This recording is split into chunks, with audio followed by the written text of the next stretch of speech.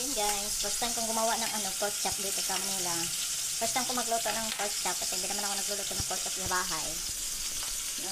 Ito lang, kasi kadalasan sa abroad naman ako. Tapos mga pagkain naman sa probinsya, karamihan isda, gulay, bira lang ang karne. Ito, ulam namin ng pamangkin ko. Naisipan ko pala bumili ng pork chop kahapon na ganito na siya, naka-slice na siya. So yan, ito, binabad ko muna yan ng bawang, soy, magic sarap, paminta, kalamansi. Huwag nyo kalilimutan, may kalamansi yan. Pag pork chop kasi may kalamansi, madaming kalamansi. Tapos ito, nabili din ako ng ito pang ibabaw, pang topping, yung sibuyas. Yan. Ito, pang gisa ko yan mamaya. Hindi na ako nag-asiwa ng sibuyas kasi maraming sibuyas yung nakababad na yan. So, baka siguro 3 oras nakababad ito. Ginawa ko kanina hapon. Ngayon gabi na, alas 7. Malapit na kami kakain, 8:30 ganun. 8 o'clock, 8:30. Depende yung pagdating ng pamangkin ko galing sa trabaho niya.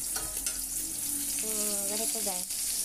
I-prito pala natin to. Tapos mamaya, halagyan natin ng sauce.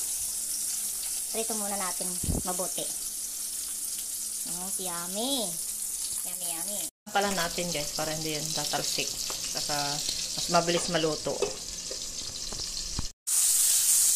Ayan guys, binaliktad ko na kasi okay na. Brown na siya. So, baliktad na. Kung gusto nyo pa ng brown na brown, habaan nyo lang ang pagluto. Ayan guys, binaliktad ko na kasi okay na. Brown na siya. So, baliktad na. Kung gusto nyo pa ng brown na brown, habaan nyo lang ang pagluto.